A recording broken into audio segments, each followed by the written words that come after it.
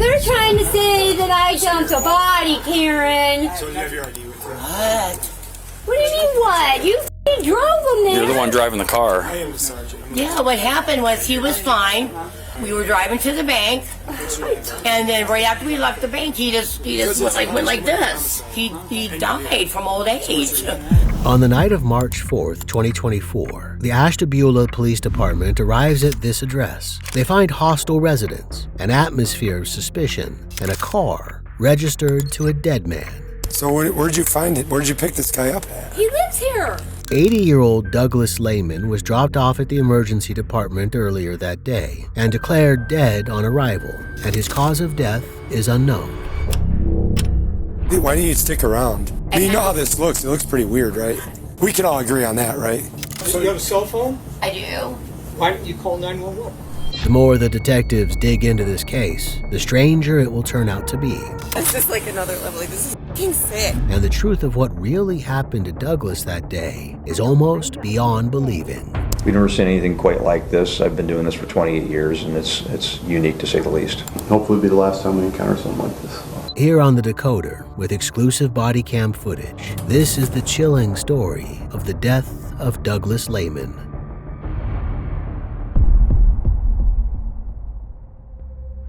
The cops arrive at Douglas's address in Ashtabula, Ohio at just after 9 p.m. And immediately, it seems like key witnesses are leaving the scene. Yeah, you gotta stay here. It has nothing to do with me whatsoever. You're staying here. You're staying here, not free to leave. Understood? I understand what you're saying. I have no disrespect. But I wasn't with, I don't know, I just got off work for a bit ago and come down and look at the car to work on it. So that's all I'm involved in this at all whatsoever. I know nothing about that. Involved in what? Nothing to do with me. Whatever. What are they talking about? I have no idea. You must know. No, I don't. Huh, interesting. Do you live here? No, sir, I live down the road. You just live down the road? Yes, behind AutoZone. So what are you doing here right now? I just got a ride and she came over to the house and asked me if I'd come down and look at the car, and that's what I was here for. I'm not really a mechanic or nothing like that, you know what I mean? I'm a roofer, but... Listen, this is a death investigation, okay? So, nothing about it, sir. What's your name, buddy? Why do I have to identify myself, sir, when I'm not in... Because it's a homicide. It might be a homicide. A homicide? And you're here. Okay. So what's your name? Listen, I have a couple That's fine. warrants. Don't worry about it. All right, my name's Brad, B-R-A-D. B-R-A-D? Yes, sir, and I'm a single father. What Brad doesn't quite understand is that until they know how and where Douglas died, this house might be the scene of a murder. Do you know what's going on at all? So these people dropped off a dead body at the hospital. Oh, okay. And then they left. Okay. I knew that happened. I didn't know any circumstance. So I don't know whether you were involved or not, Brad. I'm not saying you were, whether you I weren't. just walked some dogs here. But right now you just happen to be here. And okay, no problem, officer. The sergeant checks Brad's warrants with dispatch. He has a couple misdemeanor warrants with us, a few misdemeanor warrants with the sheriff's office, and a traffic warrant with the highway patrol. what are the misdemeanors for? Repeat. Does he have any, is it domestic violence or anything, or what are the warrants for? They're just traffic offenses. And when someone else comes out of the house, it becomes clear that Brad isn't who the cops are really after. Yeah, I know nothing about this guy. All right, go ahead and get out of here. All right, good night. This is 55-year-old Loreen Feralo. The sergeants recognize her from the hospital CCTV. It was her, alongside another woman present on the scene, 63-year-old Karen Casbohm, who dropped off Douglas Layman. Loreen was driving, while Karen was seen in the back seat. Oh, this is his house? He lives here. I've been living with them. I've been living with him for 8 years. And then he died and you just dropped him off at the hospital? That's her. This is all her. You were on camera. Girlfriend. She can't walk. But you were on camera. So you were there? There's a picture I of you. just did it. I did what she asked me to do. I asked her to run up because I can't walk. I wasn't I asked her to run up and get somebody. Listen. Wait, you guys are all talking at once. They took him out of the car. They closed the car door. They didn't and say I wasn't anything even to thinking. us. Wait a minute. Who, the nurses? Yeah. I mean, didn't you think I should stick around? 7 people then? that came out there.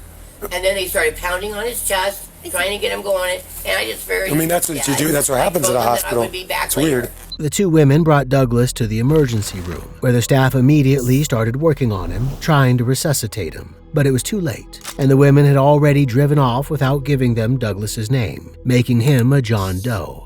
We were initially notified by the local hospital that a man's body had been dropped off, and he wasn't identified at the time, and that two women had dropped him off, and they didn't identify themselves either. It was only at the coroner's office that they were able to identify him, and they also found that his body was extremely malnourished. It's not uncommon for an elderly man of his age, but it raises red flags. But you didn't come back later. No. Yes, And you I didn't did. even call them. Yes, I did. When? Oh, I called them twice. And then I came back. My daughter, we just got back. I have a card from some lady that I talked to there. Who did you talk to? I just got back. From where? The Like I hospital? have about a half hour, 45 minutes ago. From where?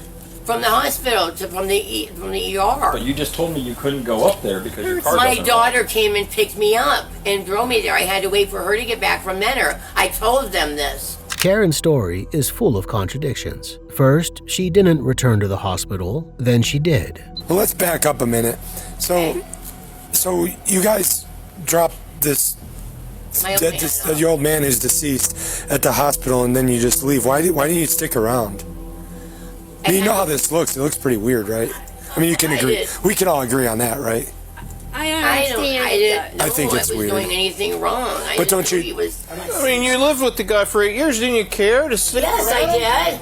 You didn't even get out of the car. To go pay a bill, and I said I was getting. You had to go pay your bill, so your dead boyfriend just going to lay there in the hospital without anybody He knowing. was dead. Apparently, Karen had better things to do than wait around while her boyfriend was declared deceased. But wait, and no one's He was dead. and no one said anything He about was you. dead. You keep avoiding what I'm talking about, right? You're avoiding it. It's weird, right? Can we agree that it's kind of strange? If I dropped your dead body off at the hospital and left without talking to anyone, you'd think that's strange, right? From the outside looking I don't in. think he would want me to get in any. I didn't ask. That's not the question. That's not the Okay, I question. guess it's weird. Let's say nothing happened, but you still, let's just say you drop somebody off, they're dead. You don't stick around because you got to go pay the electric bill. That's odd. It's odd. No one's yet raised the possibility of the pair getting in trouble. They just want to know how Douglas came to be dead in the ER. That Karen mentions it herself is another red flag. Maybe you got your priorities a little mixed up. I don't know. I care about the person that I love. I want to find out what's going on. Is he going to make it? I just knew he was dead, but I called whenever I got back. They knew he was dead, but they dropped him at the ER anyway. Where were you at when you realized he was dead? Was he here, or were you in a at the car? hospital when I dropped him off. What was Because they were like pounding on his. Well, what was his demeanor? stuff. Well, like, how did you notice something was wrong? As soon as we left the bank, Which kind of just like What bank? slumped over. what bank? Was it? U.S. or Right by the USA police Bank or station? whatever it's called. Right by the police department. The Center Street. Center Street. Okay. US Bank. They'd apparently been running errands that afternoon when Karen realized something was wrong. You have a cell phone? I do. Why didn't you call 911? Because I was in my car. I was gonna just take him to the hospital. So you're in the bank. He slumps over in the car, and then you just drove him straight to the hospital. Yes. I mean, I can see that's rational. So then you get to the hospital. Where did you drop him off at the turnaround? I take I it. went right up to the ambulance. Up to the ambulance place. Yes. So you drop him off there. All the nurses and stuff. Everybody comes out. And of course, and They took again, him out of the car, put him on the stretcher, closed the you keep saying that like they're policemen, like they're saying. Back later, they You're said free to okay. leave. Did anybody tell the hospital who this guy was? I wasn't even thinking about that, and they didn't even ask. Like when they slammed the door, I just said I'll be back, and they said okay. They just left him there like it was none of their business. And you know this because you're an adult. They have a duty to care for the sick person. They don't have any duty for you. But you have a duty to care for your loved one, right? I mean, you don't think this is weird, right?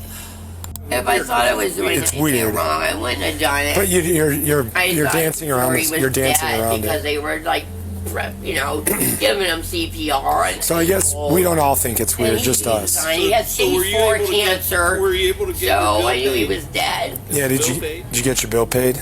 Yeah, yeah. Okay. Did you take money out of the bank? Is that why you were at the bank? Yeah. Okay. Did you take cash out? Yes. And how much did you take out? $900. To pay what bill? The Spectrum. $900 for a Spectrum bill? Well, that's what we take out every month. We take out $900 For different for bills? all or- the bills. Yeah. Oh, okay, that makes more sense. So the bank teller's gonna say, I remember those folks and that guy was alive and talking? Sure. Well, no, Sure, he sure, wasn't yes. Talking, but he was, sitting there. He was alive? Did he have a wallet on him? Yes. He was alive. He was squeezing Lori's arm. Okay. Currently, Karen's just coming across as an irrational and unfeeling partner, but there's still no explanation as to how Douglas died. What do you think he had a heart attack then, or? He has stage 4 cancer. Oh. And my husband just got him for him. He's 81. Sure. He was going downhill. I thought I would have, a few more years with him. How long have you been living here then? 8 years. With him? Yes. Is this his car then? Yes. Well, it's mine now, but You guys aren't married, are you? no. He didn't want to get married because Okay, so of it's not your car. it messes up the security. Well, I mean, it's in the will. Oh, that you get everything? Yes. When the estate's closed. You get the house too and stuff? Yes. Oh, that's good. The sergeant withdraws to talk to another officer about it. This is getting stranger and stranger, isn't it? The deeper you go, Yeah. stop here and let the Jeez. diesel go. Because it's going to be a giant fishing well. Maybe she's telling the truth, maybe not. Who But knows? it's weird. It's really weird. The whole thing's weird. And it's weirder that she doesn't think it's weird. The answers, if they're anywhere, lie inside Douglas's house. Hey, who else is in the house? Well, there's one in the basement. Is there people in there? No, there's nobody here. Did you just say someone's... Bathroom in the I basement. thought you just said someone's in the basement. No, she wants to use No, the I bathroom. said there's a bathroom in the basement because I have to go to the bathroom. Is that okay? Yeah, go ahead. Yeah, go with her. There's nobody else in the house though, right? No, sir. And while they're waiting for the search warrant, the sergeant impresses upon Karen the seriousness of the situation. There's a lot of lies here. So, don't talk, please. Because I'm going to talk and explain to you what's going to happen. There's a detective coming out. If I were you, I would strongly recommend you get the true story before he gets here. Okay. And tell him the true story. Because I know you're not telling me the truth. As a fact. Okay. Get the facts straight when the detective comes. Okay. Because it's not looking good. Okay. How old are you? 63. Oh, that's that. Don't want to spend those golden years Yeah. somewhere. Can you help me up, please? That's a wrap. Hey, Just sit right there. I'll get you a coat. Where's your coat at? I don't need a coat. I just want to stand up. Probably won't ever need one again at this rate. The way things are going. Be inside for a while. These are no idle threats. If Karen had something to do with Douglas's death, she'll be facing years behind bars. So where was he at when he was sitting in the car when you went to the bank? He was in the passenger seat. The front seat passenger? Jeez. And he was grabbing her arm, right? That's what you had said. Yeah. As a matter of fact, he had a grip on me. Yeah. And he was moving his arm. According to both Karen and Loreen, Douglas must have died sometime after they went to the bank. Well, why did you have to load him in the car, though? I'm so confused. Because he was very weak. He was like skin and bone. I mean, very, very weak. Because we have a hard time making him to eat. Was he like squeezing your arm because he's in pain, or? No. I don't think so. I mean... The officers can only laugh. God, Karen, get your story right. Oh, I don't have a story to get right. Your story's all over the place, I don't have a bro. story to get right. Yeah, you do. Oh my God. You're not being truthful. No, you're not. Finally, they go inside to search the property. Police department, if anyone else is inside this house, make yourself known. Police! Ashtabula City Police! Man, this is some vintage carpet, Bungie. That's kind of weird, huh? Yeah. Is this like a whole nother living area? Almost. Well, this could have been like a multi-family house at one time. I bet it was. Look at the leak in the roof, huh? The house is messy and in a state of disrepair, but it's not obviously a murder scene. I mean, there's nothing in here that spills out foul play, you know?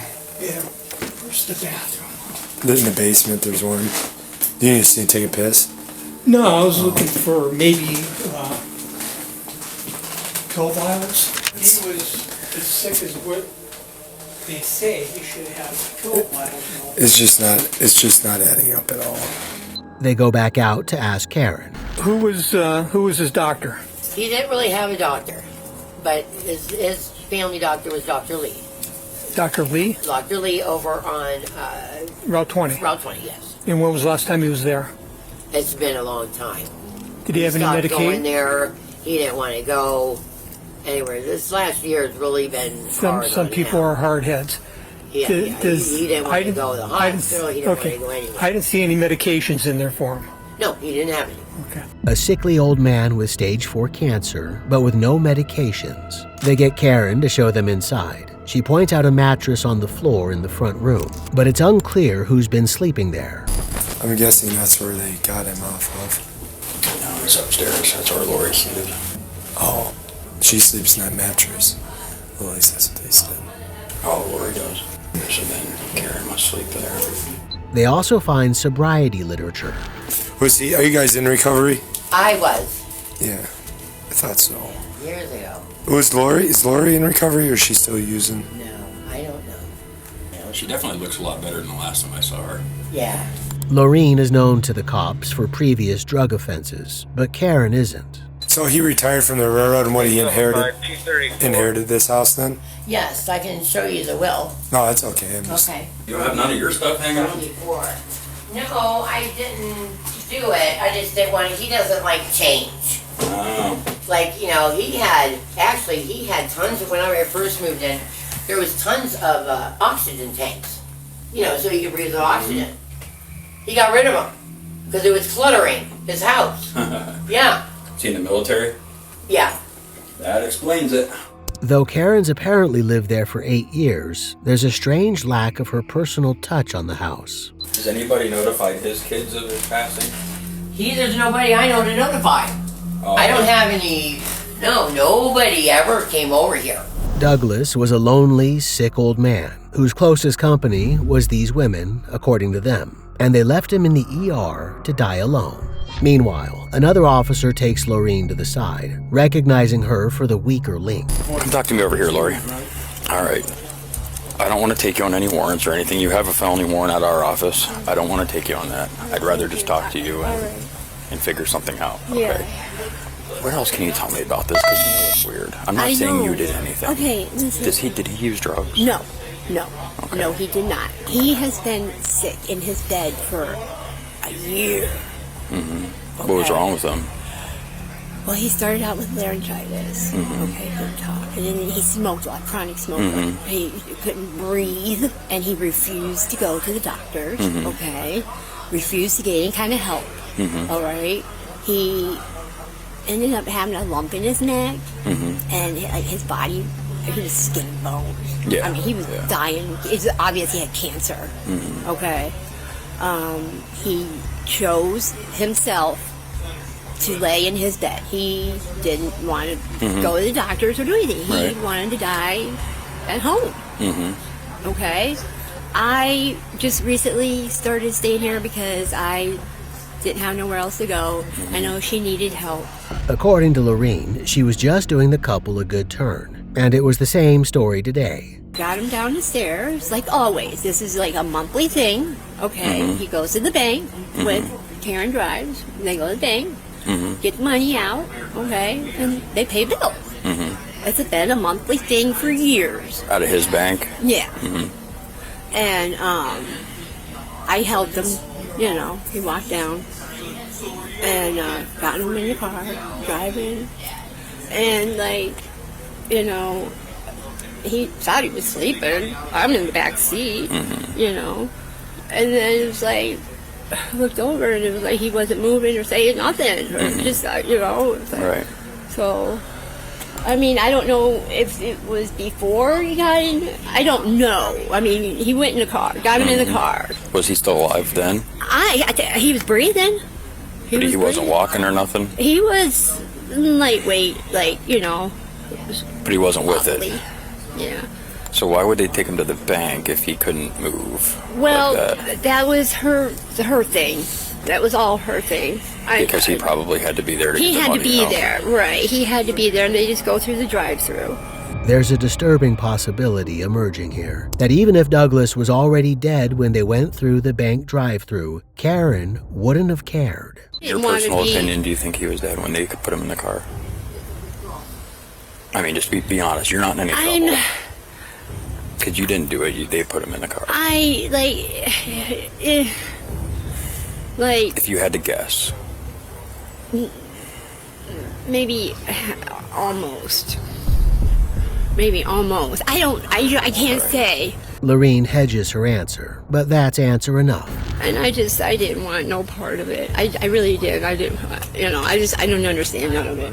I don't understand none of it. If Douglas was unresponsive, dead weight, then they would have needed help to get him into the car. So who else helped put him in the car?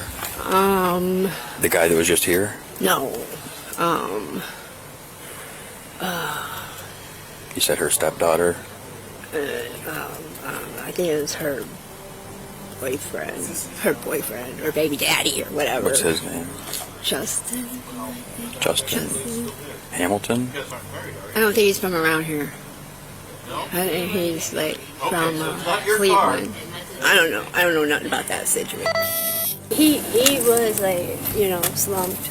Yeah, just stay away from her for now. I know. She's I gonna. know, but she's not funny. Oh, you're gonna try to save face in front of her. And it's just not gonna. Yeah, you're telling the truth. And Thanks to Loreen, the crime that took place here is beginning to take shape in the officers' minds. No, she's like, he got carried in there by the other guy, by her daughter's boyfriend, which I'm still trying to get his name. All they said was Justin so far. I haven't talked to Karen again yet. I'm still talking to Lori, but she said he was completely unresponsive and they had to carry him into the car, but he had to be in the car to get money out of the bank, and I guess he's been bedridden for almost a year. I'm going to brief with, hey Chris, I'm going to brief with Chris here to see what she told him and see if the stories match up, because I'm sure she just lied to Chris. So he was dead. He was dead when they loaded him in the car from the house. They took him to the bank to open the bank account. so should we arrest them? Well, it's going to be theft for everything, and she's like, he had to be sitting in a car with her. They wouldn't get any money out of it. I'm gonna probably hook Karen right now for obstructing because she's lying about everything. So they confront Karen. Did you get read your Miranda rights yet? No. Okay. We're going to do that here shortly. Because I think we're getting to that point. I'm going to jail. Well, you're not necessarily going to jail. With those rights in mind, like I said, I'd start being straight about everything now. Okay. Because you're not really. Okay. And we're going to find everything out from whether he was alive when he left here, when he was alive at the bank, and whether he signed that check or deposit slip to withdraw the money, and whether or not he was actually robbed or not, or whether or not he was alive or deceased. Okay. So these are it's kind of serious where we're at here. They also want to know more about her possible co-conspirators. Karen, what's your daughter's name that's related to Justin? She's not really my daughter. But what's her name? Kayla Rosenbaum. Say it's not your daughter. Who is she to you? She's my best friend who died. Daughter. I mean, I used to change her diapers. She's like kind of like a somewhat low-key adopted her. This unknown Kayla and Justin might be involved. Well, he lives in Cleveland, but Kayla's got 2 kids by him. I don't even like him. Like I said, I'll get your story straight next couple I don't minutes here. care for him. I don't know his last name. It's your daughter's baby daddy. Well, he's not like she's not my real daughter at all. Is he a big heavy guy? Yes. That's Justin Ford. That's who. Yeah, he's been in prison. Is it Justin? Oh yeah, it's Justin Ford. Yes, I guess so. I think so. It sounds familiar. I don't remember stuff very good. I think you don't remember what you don't want to remember. I think you're pretty smart. No, I really have a problem remembering. I've had it since I was young, real young. With a criminal history of his own, he's apparently a dangerous man, and Karen makes her dislike of him plain. Maybe she's trying to scapegoat him, but she's still dodging the officer's questions. Meanwhile, her daughter just showed up on the scene. Is your mom Karen then? Yeah. Okay. What's your first name? Destiny. Destiny? Yeah. Okay, so you don't know Justin Forqueen? The officers are struggling to disentangle the relationships between Destiny, Justin, and Kayla, and it's vital they get to the bottom of it if others are involved in a crime. Yeah, because right now this is a death investigation over her boyfriend. Over my mom's boyfriend? Yeah. The 81-year-old? The guy that was like stage 4 cancer? That was dead and they put in the car to go withdraw his money out of the bank and then dumped him off at the hospital without telling anybody. He was dead already? You said he died in the car? No. You're serious? Yeah. I'm gonna throw up? Yeah, I'm dead serious. Like, I literally just took her to the hospital to like... Yeah, and they dumped him at the hospital and didn't tell anybody, wouldn't tell anybody's name, wouldn't tell anybody their names. They got in the car and took off. She was with somebody? She was with Lori. She didn't tell me that. She was with Lori, and then this Justin guy helped load him into the car. that's kind of where we're at now. We're trying to figure out who this Justin guy is. We got the 2 detectives out now that are going to talk to your mom and Lori. Does it seem like a real person, like, or are they just making him up? No, they said he's a real person. They said it's the baby's dad of her daughter. And what does he have to do with any of this? He loaded him into the car. Karen's daughter is horrified at the part she's been made to play in all this. The amount of time she can just fucking lie to my face is... Well, she's been lying to our faces the whole time we've been here, so... This is like another level. Like, this is fucking sick. So then when they were done at the bank, they dropped him at the hospital, and she said she had to go pay some bills, so she just left. Yeah, I questioned her that. I told her it was messed up that she left. Like, I didn't understand it. I tried to, like, be understanding. Like, I've never been in that situation where someone just dies. So I was like, I don't know, maybe she just really just wasn't thinking and didn't know what to do. And yeah, she didn't even get out of the car. I was just here, like, a few days ago. I checked on him, too. Asked him how he was doing, and said he was okay. I asked him if he needed anything. He said no. All right, well, this detective's probably going to want to just talk to you briefly just because you drove her to the hospital just to confirm that. When Destiny saw Douglas a few days earlier, he was alive, but he wasn't well. And Loreen has said similar. Lori is slowly but surely... she said that Karen wasn't taking good care of her. Yeah. And basically today was the day they had to get the rest of the money out because he got paid on the 1st and they didn't make it to the bank. But according to her preliminarily, she said that she wouldn't let him upstairs the last couple of weeks to even see him. He was just laying in that bed. Malnourished and sick, Douglas should have been receiving medical care. Fiercely independent, he refused it, but Karen could have insisted. Instead, she let him get weaker and weaker until he ended up in the car with them at the bank that day. But Loreen isn't the most reliable witness. They need to keep both her and Destiny isolated from Karen so they don't swap stories. Did you take a seat in the back of your car for a few minutes? I don't know if you are, but I'm going to have you parked there because we got a lot of things going on. I don't need you wandering away because I got to talk to you a little more. Okay. Well, you have anything on you that you shouldn't have? No. And Loreen's problematic history with the cops has already presented an issue at the scene. And why did the girl take off running from the car into the house? Which girl was that? I think this female. Oh, Lori. Yeah. Yeah, she's weird. Loreen Feralo. She's a druggie. Well, I thought that maybe she was getting rid of some drugs or something. Did she say why she took off running into the house? She didn't even see me. She was just tweaking. The officers will need more definitive evidence than her word alone if they're going to charge Karen with anything. Yeah, they're going to get the video from the bank to see what was going on inside the car, whether or not he was moving.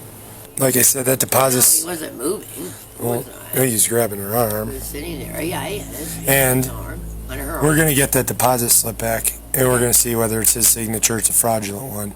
It's not hard to do, because it gets sent out for forensics. It's really not hard to figure out. A child could figure out, let alone a forensic scientist. Whatever theft or forgery she committed that day, the cops are going to find it out. I'll stop talking to you now, and I would just think long and hard before you talk to this detective, because he's going to be the deciding factor on your fate, probably. And Loreen, waiting in the officer's car, is terrified. They're going to have you go up to the police station and talk to them further. I'm sorry? But I'm not arrested. You're not arrested? Did they arrest Karen? No, I don't believe so. The officers make the decision to take both women in. Okay, when we go into the police station, I just want you to be aware of the fact that if anything's found on you that's illegal, any drugs or anything like that, then you could be criminally charged. You have nothing like that on you. Do you have a lighter? No. Do you smoke? Yeah. Okay, but you have no lighter or anything like that? No. Nothing sharp, no needles, nothing. Okay, hang on 1 second. I just have to check the back seat.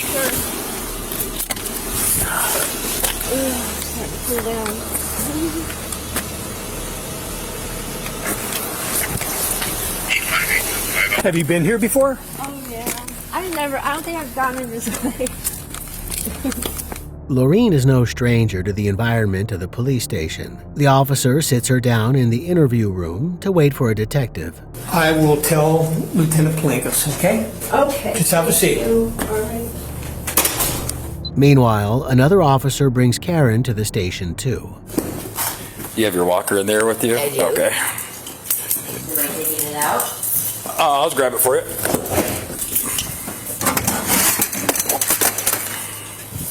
Get this, and then we'll get you in here, and then I'll see if I can find you a wheelchair. I know we have one somewhere. How long have you worked here? I've been here about 4 years. So down here, we're going to have a female dispatcher come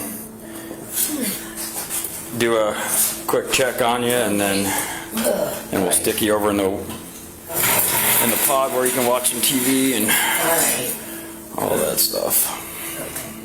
In their interviews, both women stick to the stories they've been telling. Karen insists that Douglas was alive when they went to the bank, but Loreen admits that he was probably dead. I think the bizarre part is that somebody that you allegedly loved or cared for 7 or 8 years, that you would think this would be acceptable, in the moments soon after he passed. Karen and Loreen are booked on charges of gross abuse of a corpse and forgery for the fake check. The cops seek to charge Kayla and Justin too, but they're difficult to find, and there's insufficient evidence of their involvement, just Loreen's word. The evidence against Karen, however, stacks up. From jail, she calls a family member and confesses, telling them that Douglas died walking out the door in the afternoon of March 4th. She says, "I just figured I would go to the bank and then to the hospital and drop him off, like he was just an errand she had to run." The family member replies, "He died before you went to the bank, dude." And Karen says, "I know." But she didn't care. Like a real-life weekend at Bernie's, she and Loreen propped up Douglas's corpse to convince the bank tellers to release $900 in cash from his account. Apparently, the bank had been giving them his money without his verbal consent before, meaning they could have been taking advantage of him for months, even years. He was elderly, infirm, and needed help. But Karen cut him off from the outside world so she could steal his money. She even believed she'd inherit his property after his death. Douglas's stepson from a previous relationship is devastated. I soaked him dry all the time. I've given him money for food. I've been over there to help him get his electric on. I've asked him multiple times if he wanted him out of his house, and he would not let no one do anything. His cause of death has not been released, but the police do not believe there's evidence of foul play. Karen and Loreen simply took advantage, in their greed, of a tragic situation. Karen was sentenced to 17 months in prison, and Loreen to 15. According to online records, Karen died unexpectedly in October 2025 after her release from prison. It's unclear what Loreen is doing now. What do you think about this tragic story? Let us know your thoughts in the comments below. Until next time, stay safe, keep up with our channel, and we'll see you very soon on The Decoder.